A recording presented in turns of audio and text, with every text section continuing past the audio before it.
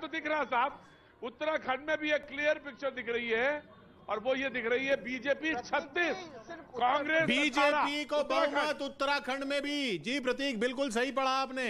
BJP Uttarakhand में भी बहुमत का आंकड़ा पार करती हुई 59 सीटों के रुझान है, उनमें 36 पर बीजेपी आगे और बहुत पीछे 18 पर कांग्रेस। फिर प्रेम शुक्ला जी के पास चलते हैं, हमारे साथ मौजूद हैं। गोवा में भी पीछे से 14 सीटें थी बीजेपी, गोवा में भी 15 पर गई है। हाँ, लेकिन अभी बहुमत के आंकड़े पर उत्तराखंड में पहुंच चुकी है। प्रेम शुक्ला जी देखिए, उत्तराखंड में भी हम 2/3 बहुमत प्राप्त करेंगे।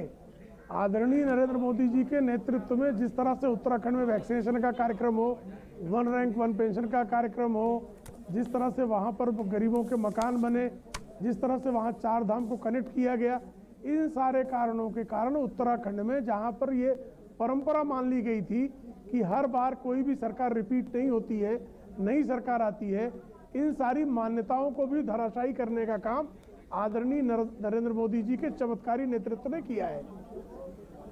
जी हाँ, बहुत बड़ी खबरें आ रही हैं, बड़े बड़े चेहरों की। राजकुमार वेरका पीछे चल रहे हैं, कैबिनेट मंत्री कांग्रेस के, अमृतसर पश्चिम से। अमृतसर के पूरे इलाके में कांग्रेस को काफी नुकसान होता हुआ।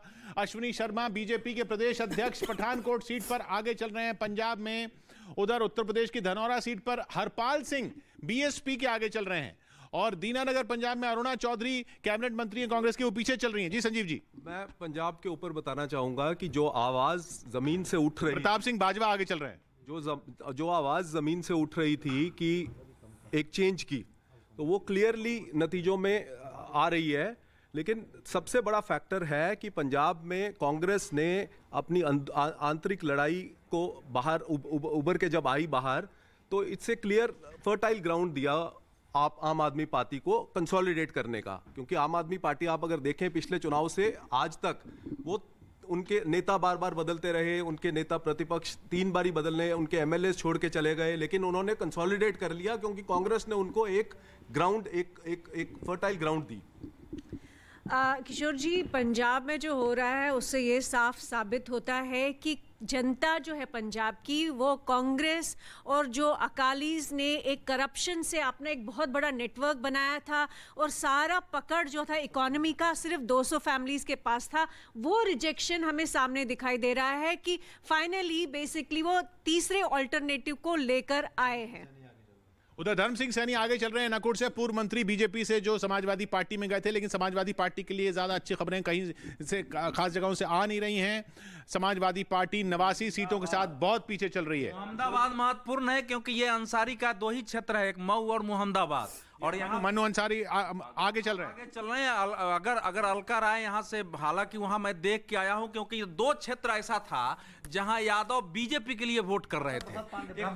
मातम प्रसाद पांडे पीछे। समाजवादी पार्टी के ब्राह्मण बड़े ब्राह्मण चेहरा है, इनका पीछे जाने का मतलब है कि ब्राह्मणों ने समाजवादी पार्टी को वोट नहीं दिया है। टोटल सतीश चंद्र द्विवेदी वहां पर आगे चल रहे हैं। शिक्षा मंत्री थे, योगी सरकार में अच्छा काम किया, आगे चल रहे हैं, अच्छी बात है। उधर उत्तराखंड में 37-20 हो गया है आंकड़ा, उत्तराखंड भी क्लियर बीजेपी की तरफ जाता हुआ। मंदिर फेल हो गया एसपी का, अगर ब्राह्मणों ने वोट नहीं दिया तो जय परशुराम मंदिर का उद्घाटन, अयोध्या जाना, ब्राह्मणों का सम्मेलन करना, ये सब कहां गया है? मुझे ऐसा लगता है कि अखिलेश बहुत अच्छा कर जाते अगर वो सिर्फ उनका कुछ अपना नहीं था, वो सिर्फ बीजेपी को फॉलो कर रहे थे। वो राम लाए, पूरा नकारात्मक सोच तो थी उनकी, वो राम लाए, ये परशुराम लाए, और जिस तरह के मुद्दे विहीन कि अगर आप किसी भी वोटर से बात करें जो अखिलेश यादव को वोट कर रहा हो, पॉजिटिव चीज अगर आप पूछते कि किस लिए अखिलेश यादव को मुख्यमंत्री बनाना चाहते हैं, तो नहीं था। वो कहते थे ये सरकार बहुत बेकार है, इसे हटाओ। भाई ये 37-20 में, उत्तराखंड के 37-20 में सिर्फ एक चीज दिख रही है कि पुष्कर सिंह धामी अभी भी पीछे चल रहे हैं। किशोर जी देखिए, यूपी के लेकर जो है, जो यादव मुसलमान समाजवादी पार्टी के साथ हैं, लेकिन जो गैर यादव ओबीसी था, ओम प्रकाश राजभर से जो उम्मीद था इनको, संजय चौहान से जो उम्मीद था, मुझे लगता है वो यहाँ पे फुलफिल नहीं हो रहा है। किशोर जी, क्लियरली ये दिख रहा है कि समाजवादी पार्टी का जो सोशल इंजीनियरिंग का उन्होंने अपनाया था एक मेथड, वो फेल होता दिखाई दे रहा है। और मोदी जी की जो स्कीम्स है और योगी जी का जो फोकस फोकस रहा इम्प्लीमेंटेशन पर। का फिल्म का गाना सुन लें जरा। ये कह रहे हैं ना कि दिल के अरमा आंसुओं में बह गए वाली बातें कर रहे हैं कि ये बेवफा है, वो बेवफा है। मैं अब जयशंकर जी के पास जाऊंगा, प्रतीक के पास जाने से पहले जयशंकर जी, ये तो एग्जिट पोल ठीक हो गए, अभी तो उसी दिशा में जा रहे हैं। लेकिन अब जब तक रिजल्ट, उत्तराखंड में एग्जिट पोल ठीक नहीं हुए, वहां पर भी स्वीप ही हो रही है। नहीं, जब तक रिजल्ट नहीं आ जाते हैं तब तक निर्णायक रूप से कुछ भी कहना मुश्किल होगा। देखिए, उत्तर प्रदेश में भाजपा ने जो आरएसएस के कनफुकवा तंत्र के जरिए एक जो प्रचार चलाया था कि देखो यादव आ रहे हैं, मतलब यादवों का कि जैसे बाँह ऊंचा करना और यादवों का आतंक हो जाएगा, हिंदू असुरक्षित हो जाएंगे, ये मुद्दा कहीं ना कहीं क्लिक किया है। और दूसरा जो है लाभार्थी वाली योजना जो है, खास तौर से महिलाओं के बीच में, अति पिछड़ी जातियों और दलित जातियों के बीच में ये कारगर होते दिखा। प्रतीक, लाभार्थी फैक्टर कितना चला? आप तो जगह जगह गए, 200 सवा 200 सीटें अगर इतनी, अभी तो पूरे रुझान भी नहीं आए हैं, उसी में 223 हो गया 332 में।